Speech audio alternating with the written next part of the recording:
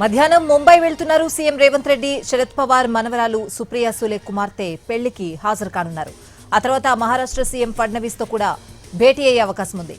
తుమ్మిడిహెట్టి అనుమతి కోసం ఫడ్నవీస్ తో సమావేశమై చర్చించే ఛాన్స్ ఉందని తెలుస్తోంది. ఇక రేపు ముంబై నుంచి ఢిల్లీ వెళ్తారు సీఎం రేవంత్ రెడ్డి. మెట్రో అప్పు కోసం కేంద్రంపై ఒత్తిడి పెంచే పనిలో ఉన్నారు తెలంగాణ ముఖ్యమంత్రి. ఎల్లుండి ఆర్థిక శాఖ మంత్రి అధికారులతో భేటీ కానున్నారు సీఎం రేవంత్ రెడ్డి.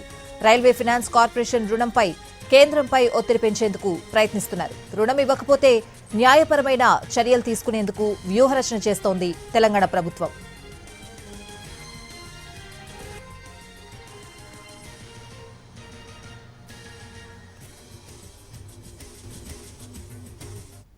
మధ్యాహ్నం ముంబై వెళ్తున్నారు సీఎం రేవంత్ రెడ్డి. శరద్ పవార్ మనవరాలు సుప్రియా సూలే కుమార్తె పెళ్లికి హాజరు కానున్నారు. ఆ తర్వాత మహారాష్ట్ర సీఎం ఫడ్నవీస్ తో కూడా భేటీ అవుతారు సీఎం రేవంత్ రెడ్డి. రేవంత్ రెడ్డి స్కెడ్యూల్ కి సంబంధించి పూర్తి అప్డేట్స్ అడిగి తెలుసుకుందాం. మా ప్రతినిధి చారి ఫోన్ లైన్ లో ఉన్నారు. చారి, 2 గంటలకి సీఎం రేవంత్ రెడ్డి ముంబై బయలుదేరి వెళ్తున్నారు.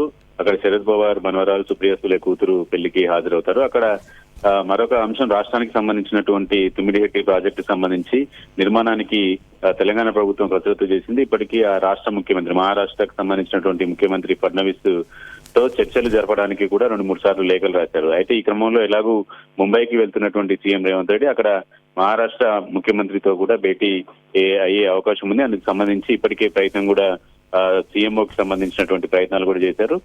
ఫడ్నవీస్ తో భేటీ సందర్భంగా ఈ తుమ్మిడిహెట్టి ప్రాజెక్టు వల్ల ఆ రాష్ట్రంలో ముంపుకు గురయ్యేటువంటి భూమి, ఇలాంటి అంశాలన్నిటి మీద కూడా చర్చించేటువంటి అవకాశం ఉంది. ఇక మరొక అంశం, మెట్రో రైలు కి సంబంధించినటువంటి రుణానికి సంబంధించినటువంటి విషయం ఇప్పటికీ చర్చ చేస్తున్నటువంటి తరుణంలో కేంద్ర ప్రభుత్వం మీద ఒత్తిడి పెంచేటువంటి ఆలోచనతో సీఎం రేవంత్ రెడ్డి ఉన్నారు.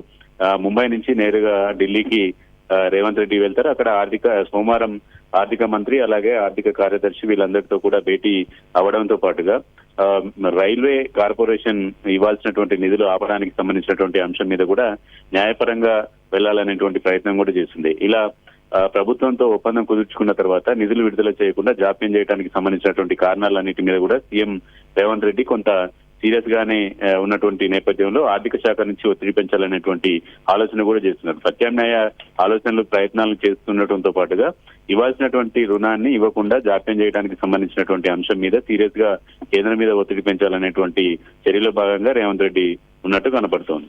Right Chari, thanks for the updates.